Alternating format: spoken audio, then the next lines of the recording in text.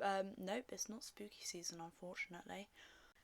Hey guys, I don't know if you guys saw my last video, but for the holiday season I'm reviewing horror Christmas films, and last week I reviewed the film Dead of Night, and this week I am reviewing Gremlins. Now, when I first saw it, I had no idea why on earth Gremlins was a Christmas film, and I realised it's because it's set during Christmas time. It's literally, the whole premise is someone was trying to find a Christmas gift for their son. That's what the film is about. This video does contain spoilers. I will try and put a timestamp on the screen for when you can skip the spoilers and just go to my review of the film.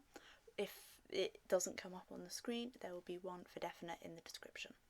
It starts off in, it's like a marketplace of sorts, and this guy goes into this like antique shop, almost, I suppose you can call it, that's meant to have like all these really rare like goodies and stuff, and he goes in and he finds various items, but he hears a noise and he goes up and he sees this cute little bundle of joy, and the owner says no, like, that's not for sale, but his, I'm assuming, grandson goes up to the man and is like, look, we'll just meet me in 5 minutes and I'll bring you it because we really need the money, so I'll sell you it, don't worry about what my granddad says, like, ignore him, he's mad because he's not taking, because you're wanting to buy him for 200 quid. And he takes him back home and he gives him as a Christmas present to his son. He gives them to him and he asks if he has a name, and he says he's been calling him Gizmo. And this is when we're introduced to Gizmo, which is arguably one of the cutest creatures I've ever seen. But this is when you also meet two of the other main characters. So you have this guy and this girl. Spoiler, they end up forming a love interest, but at this point they're just kind of like friends who find each other attractive, but they haven't actually made a move yet, but later on in the film they make a move. When the dad gives Gizmo to his son, he says, this is your pet, there are only 3 rules, and that is, he doesn't like light and the sun will kill him, so make sure wherever you keep him is dark. Second rule is make sure he doesn't get wet at all. Don't give him water to drink, don't try and give him baths or anything like that. And the third rule is don't feed him after midnight. Well, he says yeah, that's completely fine, and he's quite happy with his new pet. A couple of like other things that happen in the film, but they're not part of the main storyline. Like, there's this evil lady who I think is not his boss, but is just someone who's like a frequent customer in his workplace, so he has to be nice to her, but he actually doesn't like her. But I don't think it's relevant to the storyline particularly in like a progressive way. It just kind of adds more realism to the characters and things like that, and it does add some sort of thing, but not like loads. So a couple of days passed and his friend comes round, who's like this kid, to deliver their Christmas tree, and they go up and he says, look at my cool new pet that I have that my dad got me. So they go up and they show this new pet and they accidentally spill water on him, and Gizmo multiplies. There are, I think they said 6 or 7 little babies of Gizmo. And they all seem slightly off. They don't quite seem like as nice as Gizmo. So Gizmo's very happy to be like stroked and stuff like that, and the kid goes to stroke one of them and it bites him. Once this happens, he then basically has these babies of his, and he goes up to one of his friends who is a science teacher of sorts at a school, and he goes up and he shows him this and he says, I don't know what you want to do, and he says, oh, do you mind if I run some experiments? And he says, yeah, sure, it doesn't bother me if you run some experiments. So he ends up taking one. So that means that the main guy has, I think, 6. He made one of them multiply, so there is now, I think, 8 gizmos altogether. And some stuff happens, but they don't think anything of it. Like, they find their dog with Christmas lights wrapped around it. It doesn't come to any harm, to clarify, but it has them tangled up, and they don't quite know how he got there, but they blame it on the neighbour and things like that. One day, they're watching TV, and all of the other gizmos are getting really, really, worked up, and they're complaining because they're hungry. The guy looks at his clock and sees that it's not midnight yet, so he's like, yeah, okay, I'll go get them a snack. Goes, gets them some food, gives them to them, and the next morning, they are cocooned in eggs. And he wonders how on earth this has happened. He goes over to the clock and notices that it is broken. It has been almost chewed through the wires. So he is a bit annoyed, but he thinks, well, it can't really be that bad. It's probably just they might breed again, which isn't the worst thing. It's just a bit irritating from a wanting to keep them a low profile kind of thing. So he doesn't think too much of it. At the lab as well, the one that is there ends up getting hold of a sandwich that the teacher leaves behind, and he eats that. So when they get there, he is also cocooned. Now the gremlins start to run havoc on everything.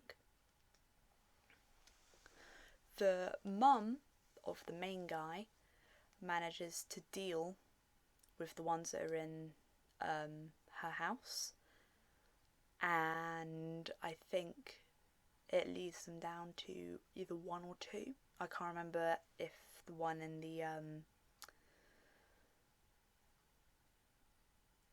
at the school lives or not, but basically the leader gets away of the ones that were at the house and finds a lovely, I think it's like a fountain or a pool, and he just dives in and creates thousands of gremlins, and they wreak havoc across all of the town.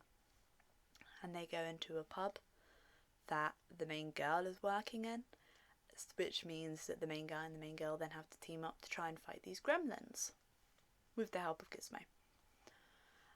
And it goes, and it just cuts to all the different things that they are doing, and they're just trying to kill all of these, and they're trying to figure out where they could all be hiding.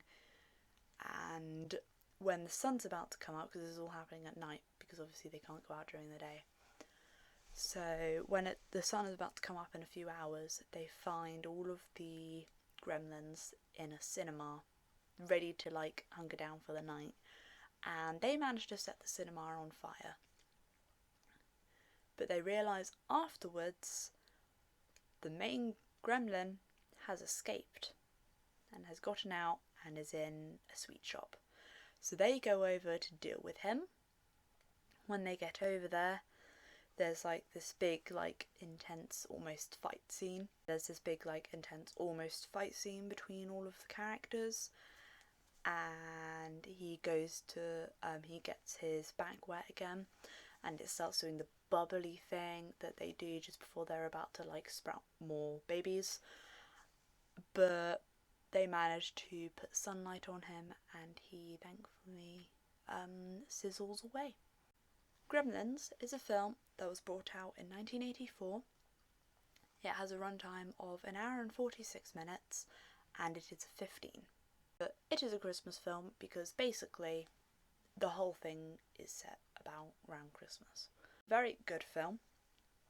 I would recommend it. It is, I don't think it's advertised as being a comedy horror, but it is definitely, although it is a horror film, if you are good with horror, you will definitely see it more as a comedy.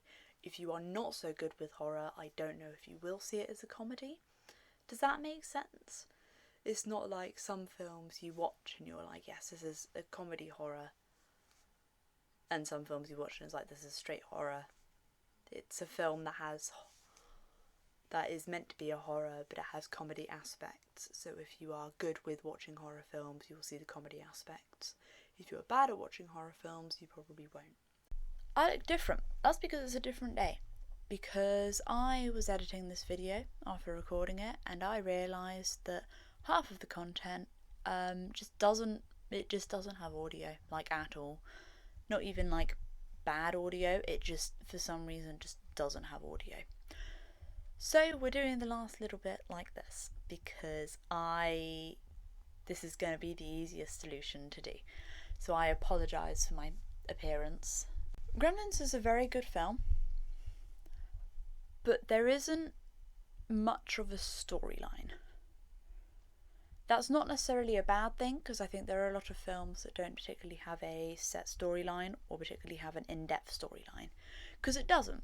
It's a very basic storyline, and it is arguably a very good film, but it's not...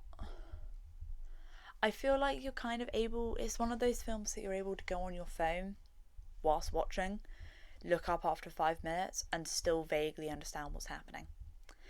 It's still gripping though, like you still watch it, but you don't actually miss much if you go on your phone for 5 minutes. I believe all of the creatures in it are made from puppets. I'm a sucker for that kind of film. I love The Labyrinth, I love Dark Crystal. Those kind of films I really like. I like when puppets are used in place of things like CGI and things like that. I just like when puppets are used. The acting in it is very, very good. I really like the acting. There isn't particularly any character who is a bad actor or actress. They're all very good, I personally think. It's not bad at all. It's a very good film, but it's not excellent. I may get a lot of hate about that, because I think it's a very cult favourite film. I think there's a certain demographic who loves this film. It was good though. I'm glad that I watched it, and I will definitely be watching it again, I imagine. I think it was last year where I rated the films in order of how spooky they were. You should go definitely check them out, by the way, if you haven't already. I would put Gremlins as a horror Christmas film above Dead of Night, purely because Gremlins is a good horror film, and equally so is Dead of Night. They're both very equal in how good they are. They're both equal in the acting and things like that. The one thing that I think Gremlins makes it a better Christmas horror film is the fact that the whole film is set around Christmas. It's not just based on one scene that makes it a Christmas film. Which would mean that Gremlins is currently in the top space, and Dead of Night is currently in the second space on my Christmas horror list. I will be rating all of the films that I review in this little series in that list, and I honestly have no idea where they're gonna go. Where are they gonna go? If you like this video, please like it, because it helps me know that you guys enjoy this content and makes me do more. Subscribe as well if you want to see more videos like this in the future, because I plan on posting every week. Next week I will be reviewing the Christmas horror film Evil Elves. So stay tuned for that. I shall see you next week. Bye! Midnight, and I have to get up in 7.5 hours. And I still need to do some editing for today, and I need to record this video before I take off my makeup and actually get ready for bed. So let's make this one as quick as possible.